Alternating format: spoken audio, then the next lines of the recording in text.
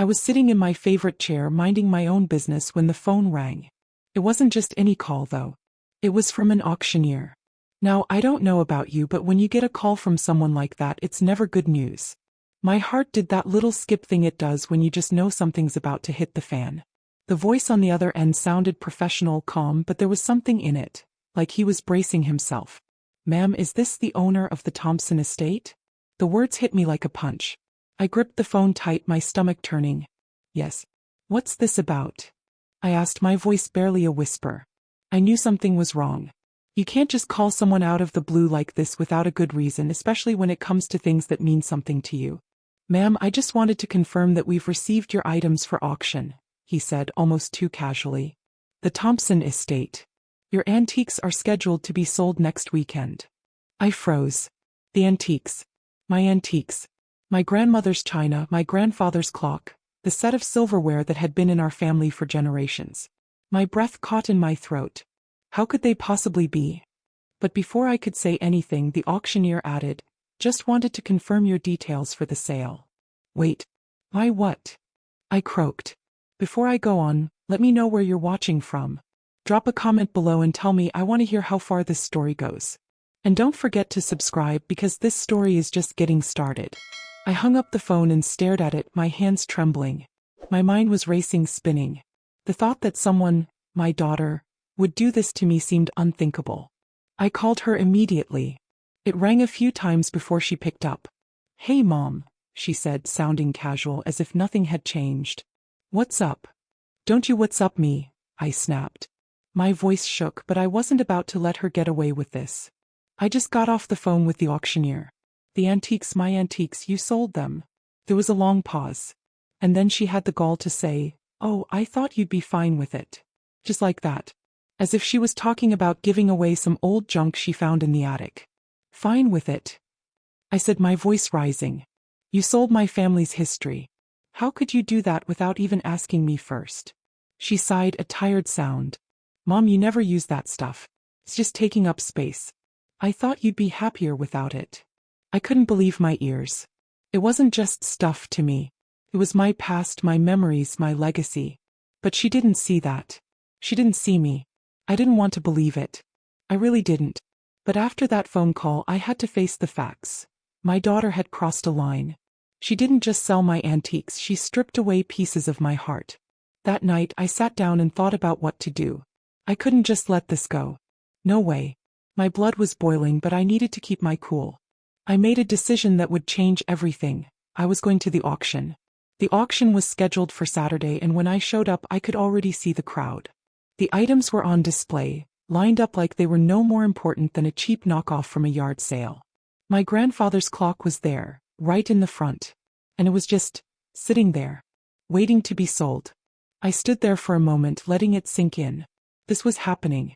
My family's stuff about to go to the highest bidder. Without my consent. The bidding started and I stood back trying to stay calm. But when they started with my grandfather's clock, my blood ran cold. The auctioneer called it out like it was just another antique. "And we have a bid for the clock starting at $500. I could feel my heart racing in my chest. $500. That was the starting bid for something that had been in my family for generations. How could anyone just stand there and treat it like a simple item for sale? The auctioneer continued taking bids and I felt like I was suffocating. But then something unexpected happened. The bidding went up faster than I'd imagined. The price hit $3,000 in no time. And that's when I saw it.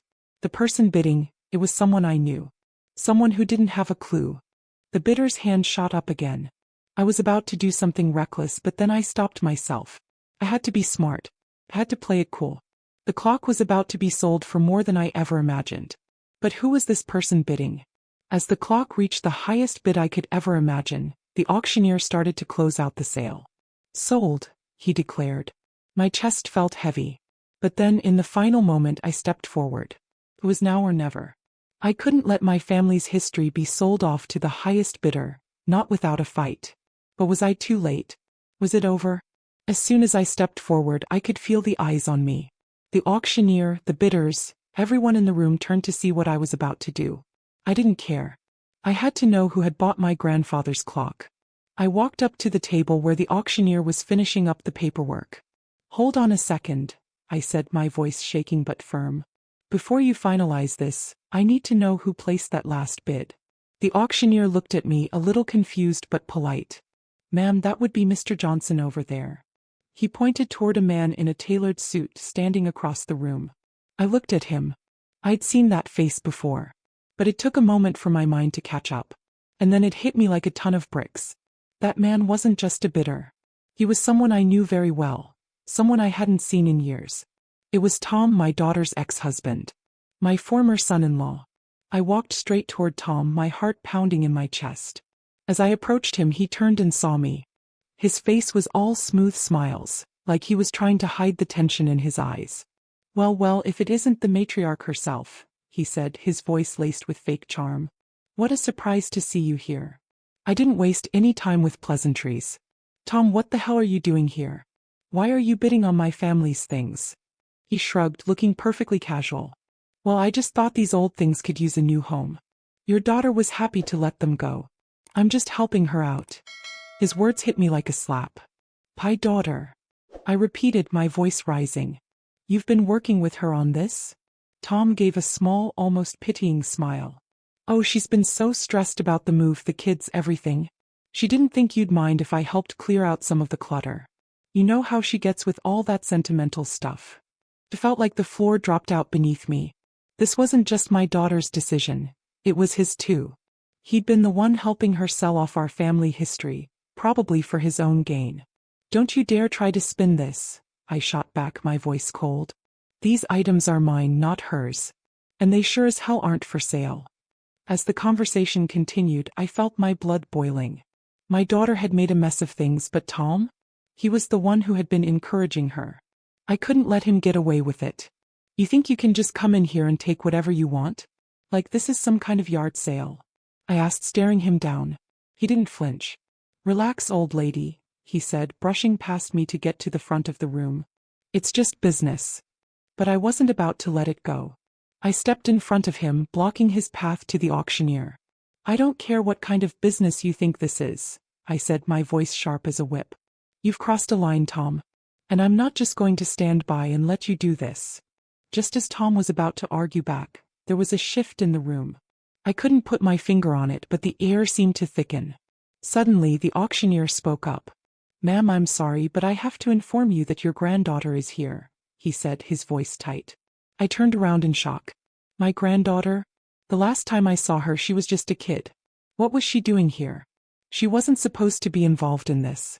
And then I saw her standing in the doorway. Her face was a mixture of guilt and concern, her eyes not meeting mine. She walked slowly toward me like she wasn't sure how I was going to react. "I'm so sorry, Grandma," she whispered. "I didn't know. I didn't realize what they were doing." The realization hit me like a freight train. My granddaughter had been roped into this mess. She hadn't wanted to sell the antiques, but she had been pressured by her mother, and probably Tom too.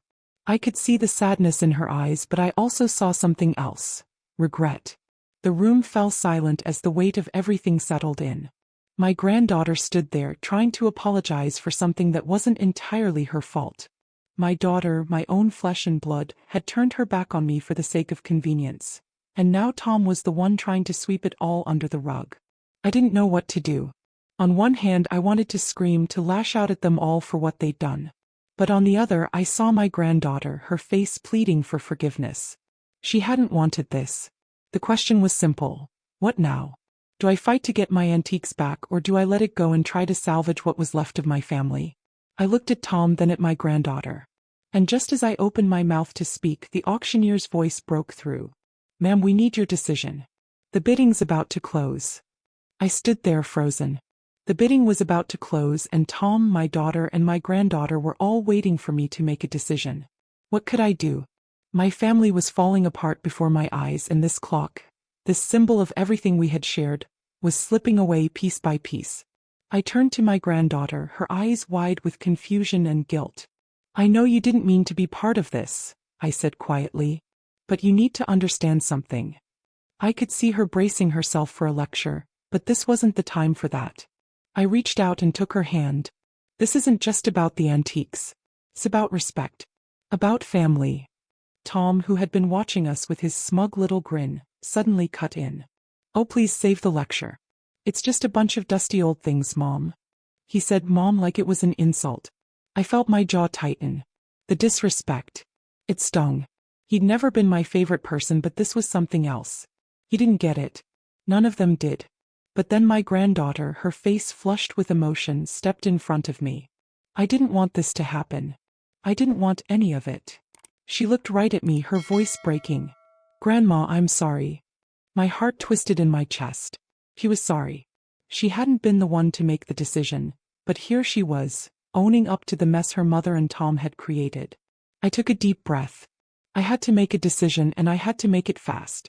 My granddaughter was clearly devastated. And Tom? He was ready to walk away with my family's history without a second thought. But this wasn't just about objects.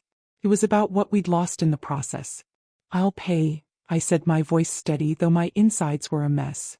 Whatever they've bid, I'll match it. Tom scoffed, clearly thinking I was bluffing. You think you can outbid me? You're too late, old lady.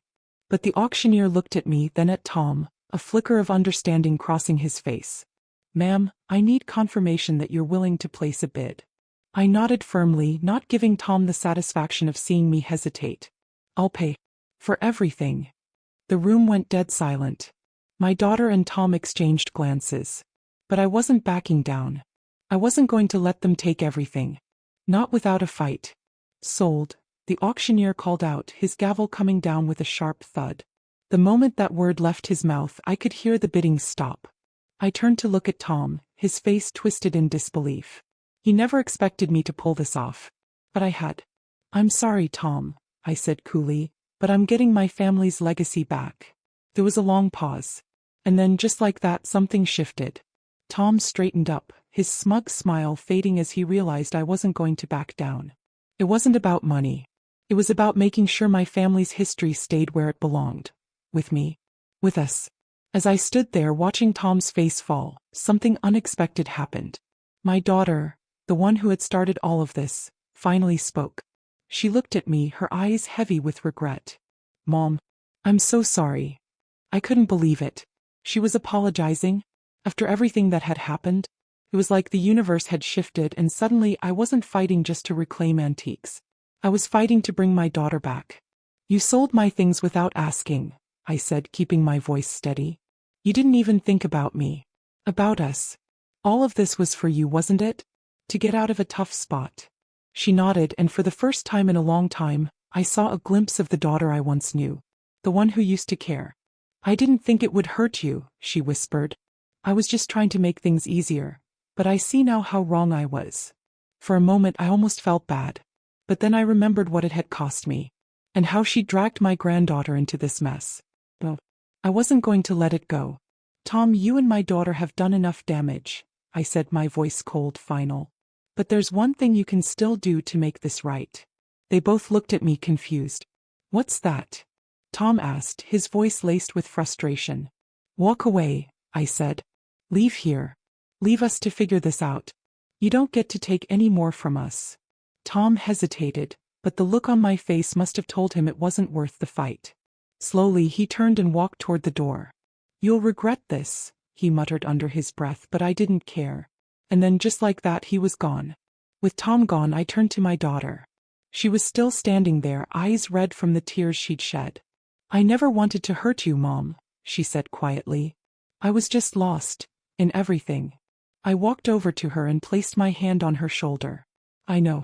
But we have to rebuild trust, one step at a time. This can't happen again. She nodded, and we stood there for a while, saying nothing, just letting the weight of everything sink in. And just like that, everything started to feel a little bit lighter.